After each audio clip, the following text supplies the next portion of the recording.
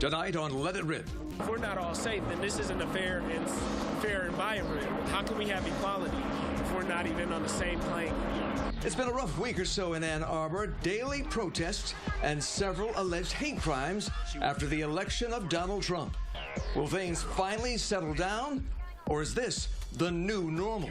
But first, this reporter failed the people who live, work, and play in the city of Detroit. If you have that point of view, then you probably should reassess why you're here. A local TV reporter resigns after reportedly using a racial slur off the air, but on the job.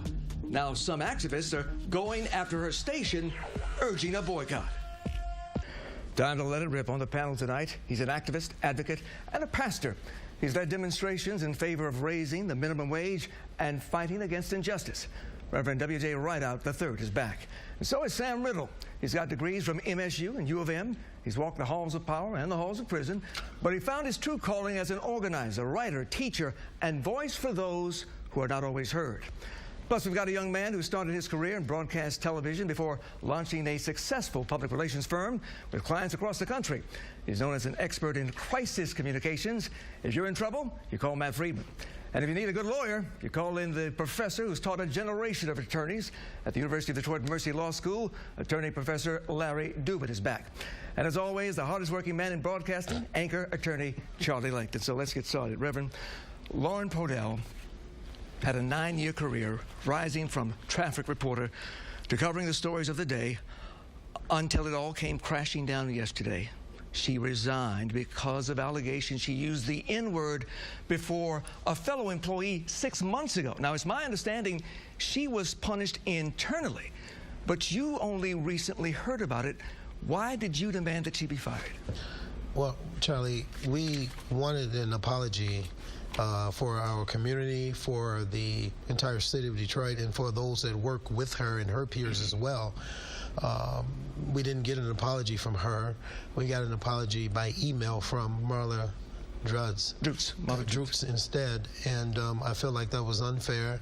I feel like they should have been transparent, not lie about the matter, be clear and fair, and let her come on and apologize before the community when we brought that to light. You know, this came only because Sam Riddle did a Facebook page, and upon him doing the Facebook page, there are people that were working right there at Channel 4 did not even know about that until the post and until we did the release at my church. Now, Sam, with the resignation of Lauren Podell, it would seem that the controversy has been diffused, but you say no. What more do you want? Absolutely not, Huel, because mainstream media across the country and here in Detroit function almost with a foundation of systemic racism in terms of how they portray the majority of people in Detroit. For example, the focus, blood leads. The focus is on crime in Detroit. Rarely do we get good news stories. You guys push the PR campaign of Gilbertsville, talking about the great comeback of Detroit, when the reality is, how in the hell can Detroit be coming back when 60% of the children in Detroit live in abject poverty? That's a story that's rarely, if ever, told. In terms of Lauren Podell herself, she was not the target of my post on Facebook. Rather, the insidious and racist practices of WDIV were. Complicity in terms of pushing racist practices manifested itself when they said nothing for 6 months. It isn't as simple as, well, we got rid of Lauren Podell, it goes away. No, you put out an email, the management there, and said that they had educated staff. How?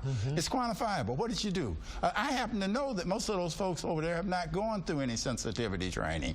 I happen to know that the practices of WDIV are such that there will be another Laura Podell. But we don't know that. And I've spoken to several people, minority reporters and anchors at DIV, who say that they were shocked, who said that they had worked with this young woman for 9 years and had no indication that she harbored any racist attitudes whatsoever.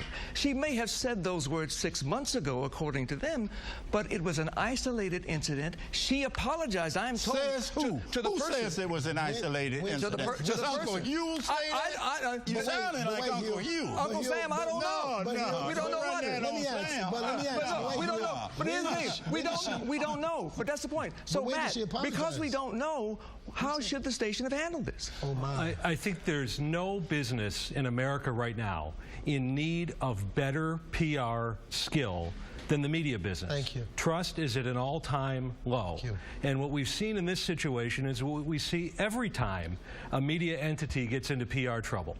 Yep. They try to push paper to make it go away, yep, instead of connecting people to solve a PR issue.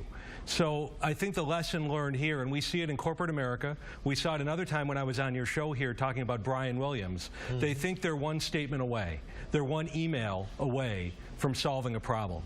This requires a bigger discussion, and I think that it's ironic that this discussion is happening on this TV station and not the TV station in question here.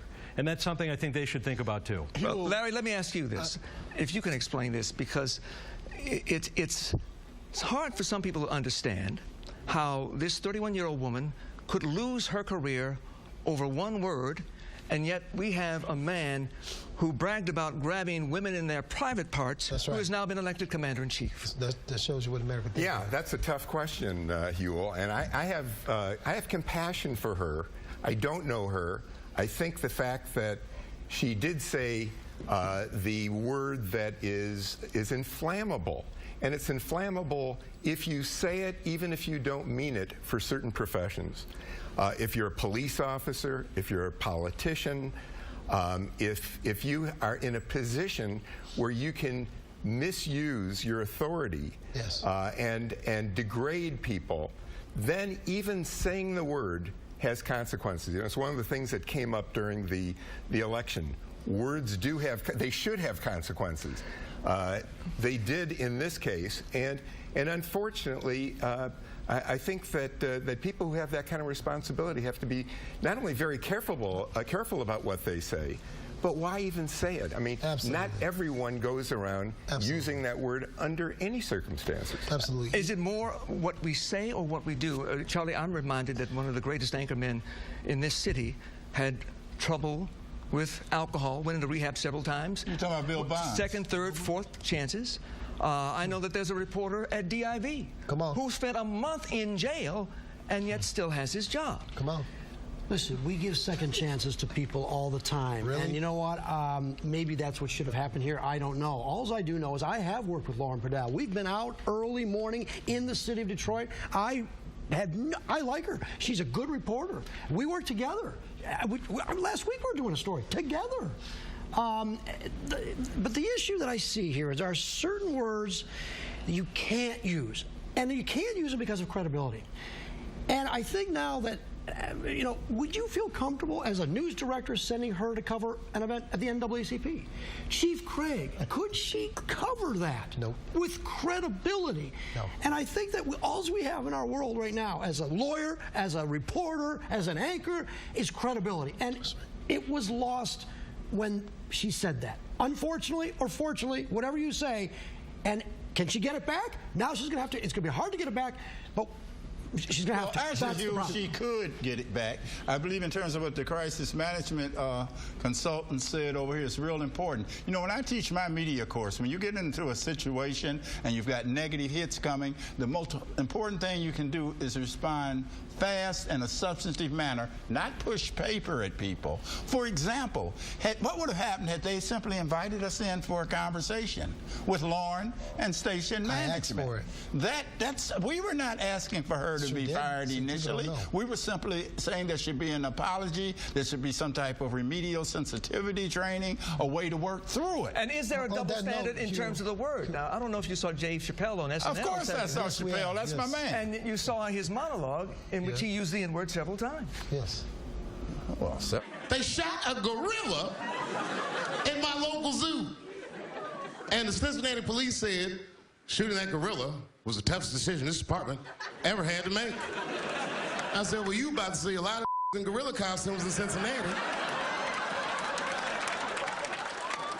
You know, and that's not to mention the repeated use of the N-word in so many rap songs. So, back to you, Reverend. You believe in forgiveness? Yes, I do. But here, I want to say this. The old saying that people say, which is incorrect, they say sticks and stones may break my bones, but names will never hurt. That is a lie, and it always has been a lie. Words hurt.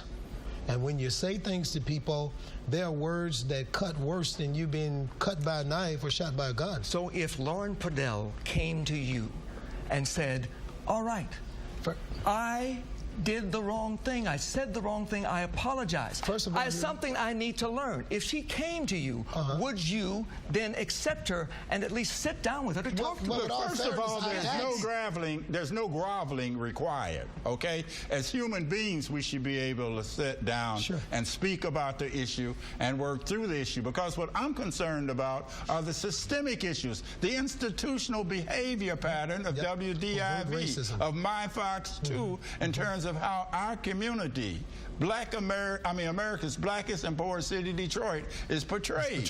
Because there's a stereotypical approach to how you guys do stories, where you make assignments, and what you don't do. Matt, the list of grievances right now with news organizations is long and comes from multiple sides. At the same time, revenues are down for media outlets. Those are the ingredients of a crisis.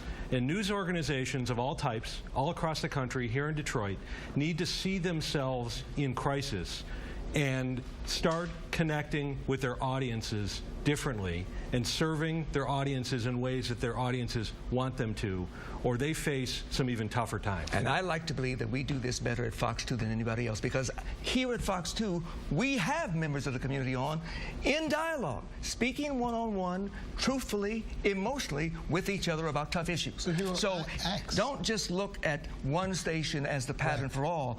We're trying. As human beings, we are trying to reach a better place and get to a better place, and that takes discussions like these. Oh, no, I agree with you. But I did ask her, I did ask for a meeting before this got out of hand. Okay. I asked for a meeting. Well, look, maybe that is still possible. Well, she can go work for Trump now, though. Who knows what Credibility. Give her a chance. And talking to each other more than anything else. Panel, we thank you for your comments and your insights.